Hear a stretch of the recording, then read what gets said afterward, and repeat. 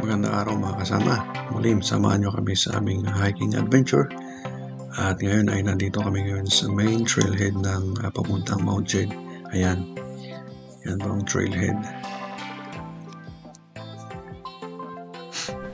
So ayan, first kilometer pa lang ng trail na to ay makikita mo na ang ganda namin dito.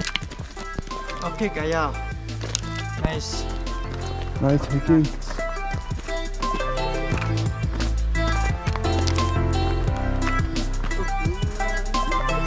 Hello guys!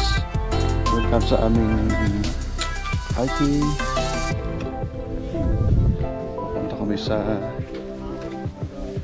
Mount Jade, Jade Mountain dito sa Taiwan.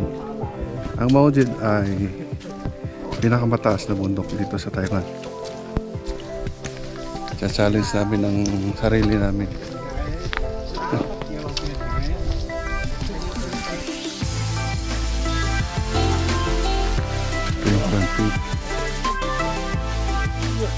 Front peak ng Mount Jade. Dito ako sa atas babalik.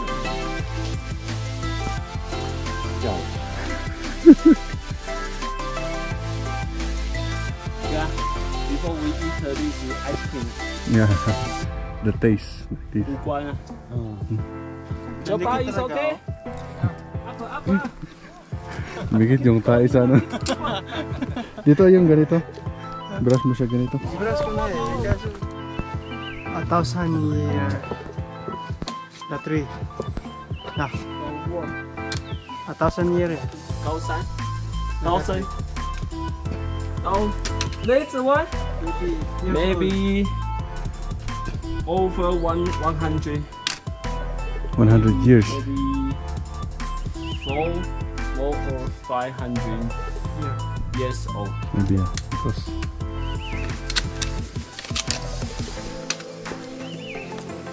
We see more and more. oh, kung kaya to hindi basta-bastang laki ng ganito kalaki dito sa very high altitude. Whoa. Tapos mabato pa. So ayan mga kasama. Mapapansin nyo dito sa trail papuntang front peak ay matarik. At kailangan mong umakyat sa mga bato. At ito ay delikado pagka naulan. Kaya doble ingat pagka umakyat tayo dito sa front peak ng Mount Jade. So ayan, nandito na kami sa may front peak. You can clearly see the beauty of Mount Jade front peak. See this one. They put a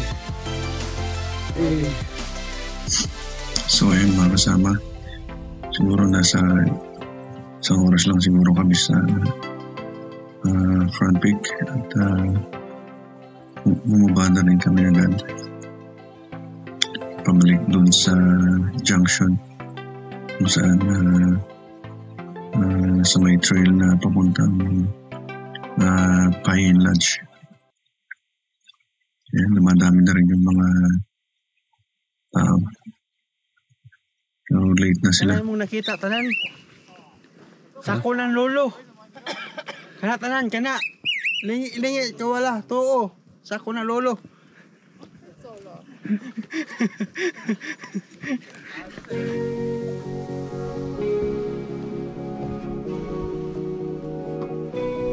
So ayun, start na kami maglakad papuntang Pine Lodge at just continue watching our video to see the stunning view of Yusan.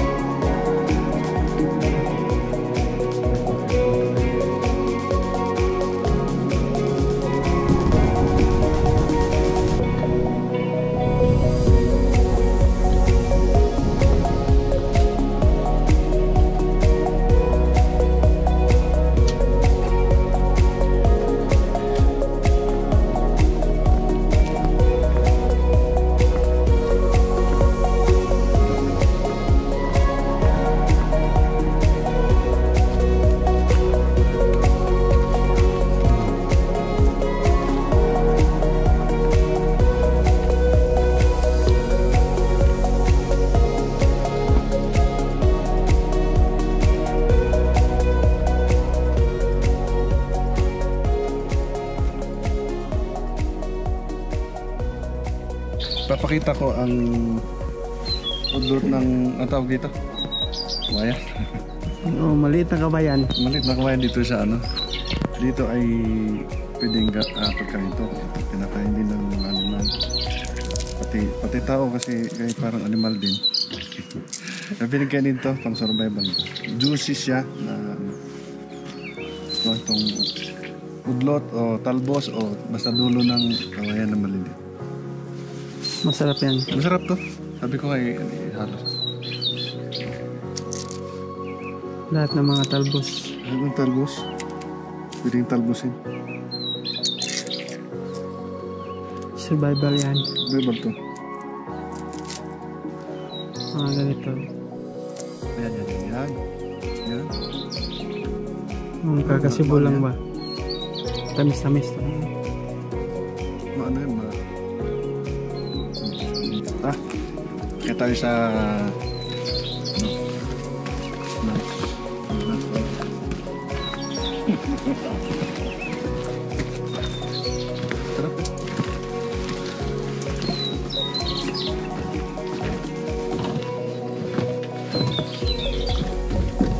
ito yung tinatawag nila barracks, pagpahingahan sa gitna ng kabundukan. dito mag-carburing muna tayo dito, mag-lunch bago 3.5 kilometers bago natin marating yung lunch talaga pa yung lunch.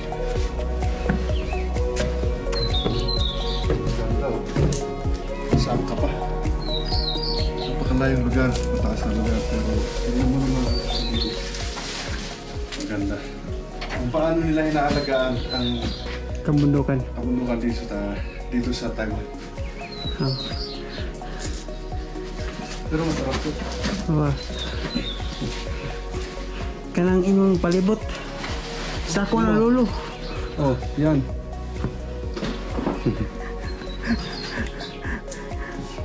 Some egg. Here. Ito galing pa to sa kabilang bundok. Karating lang. Yeah. Ha? Dalaw ko ng siling na buhay yan. Galing Pinas. Galing Pilipinas yan. Social ang lagayan. Sa din yan. Chili. Yes. I was bring chili with me. Sabi dito, may camera tayo. Kamperli. Some bread. This is Philippine food. Philippine? No. Philippine. 这个小开油。Yeah, this is knife. This knife. 这里 Okay. This one is okay. 你要煮几包？全部啊，你那一包就是中的。全部吗？对。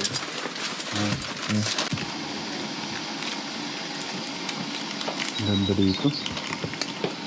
Beautiful place. Yeah. Before I camping here, total. Yeah. They cannot camping. Here. So we total camping.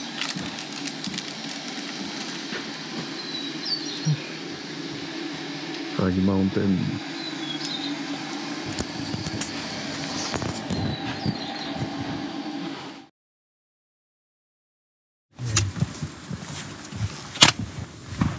Putanin natin itong mga pauwi na.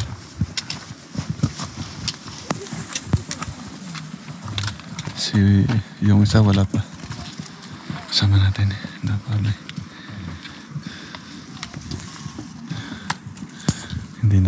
Hindi nakita sa sa kabilang bundok. Oh. Kapal na ng ulap. Nagpa-fog na talaga.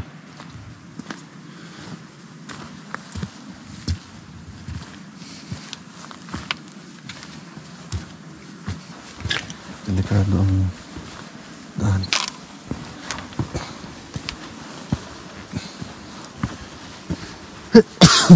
Bangin. Cliff. Bangin na to.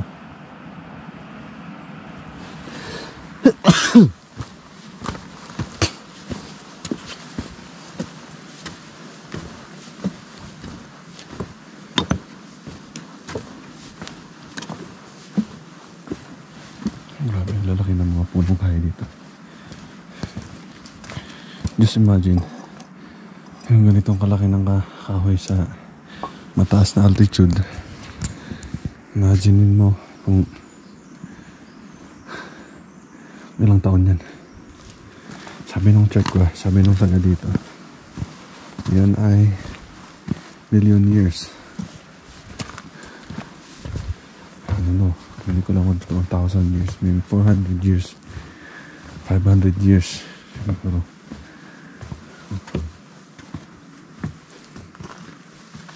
Laki ng punong kahoy dito. Ganda.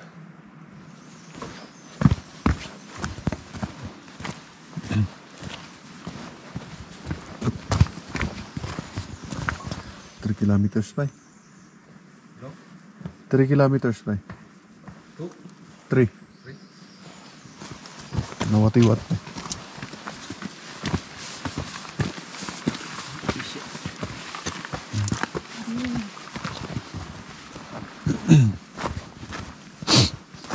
So, andito na kami sa may mga giant cypress dito. At ito ay mga almost 1,000 years na katagal. Kasi tingnan mo ba naman, sa taas ng altitude ng bundok na to, tapos ganyan siya kalaki. Kalaki ng mga kahoy, tapos mataas.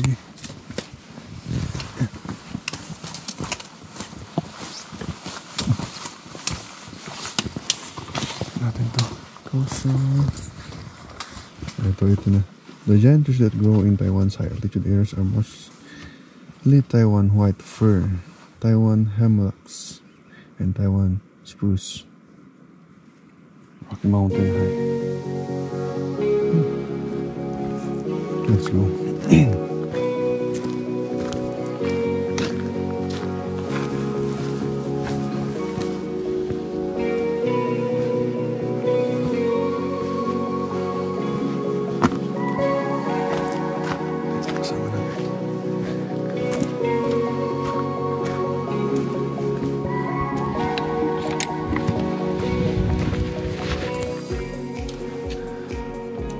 Nandito na kami sa may isang punong kahoy na malaki.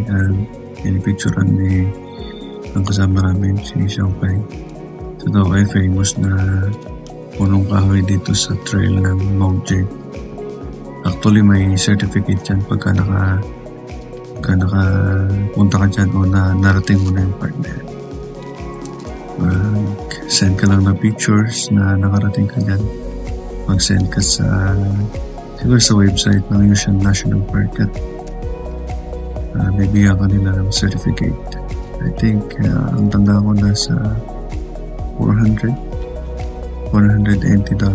isang certificate yan. Ayun, makikita mo yung kasama ko. Exhausted na talaga. Talagang kinakaya niya. Ayan. Ito rin yung isang famous na makikita mo sa mga Facebook post, itong part ito, yung bato na yan. Maganda. Magandang makapicture dyan.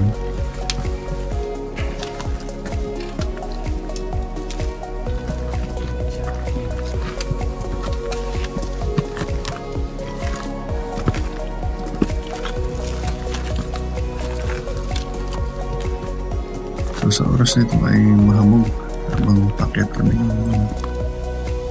pahingin. Ay na talagang parang lantang-lanta na itong kasama ko. Pinipilit lang talaga para nang makarating. So ayun, siguro sa part na to ay it's about almost siguro It's about almost 500 meters or 1 kilometers pa. Ayan, parang 80. ano pa kaya? Ito. last na tunay na yata to. Bago dun sa 400 meters pa siguro. bago dun sa Payan Cabin.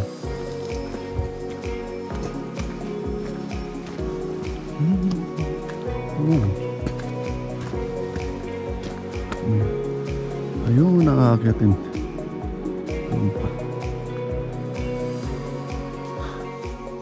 At ito na, malapit na tayo mga kasama. A few meters away. Mga 50 meters. Andyan na sa taas yan yung base camp natin.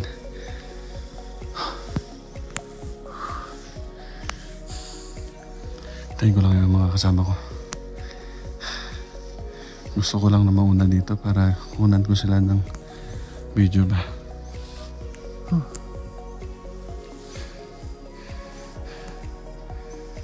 Grabe ang altitude sickness dito. Tinamaan yung dalawang kasama ko. Ako din pero kaya naman.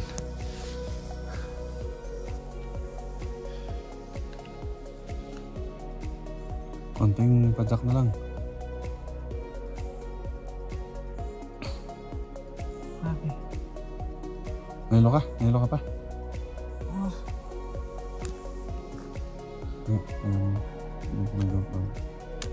Grabe.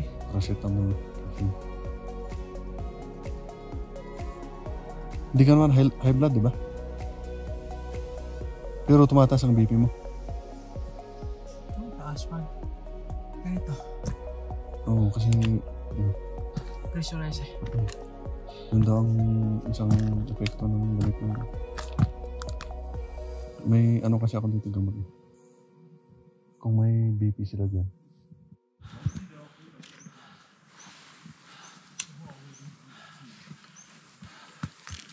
Ito na. Almost here.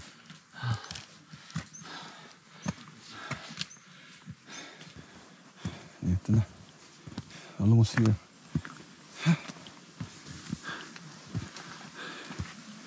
Hayo, hayo, hayo.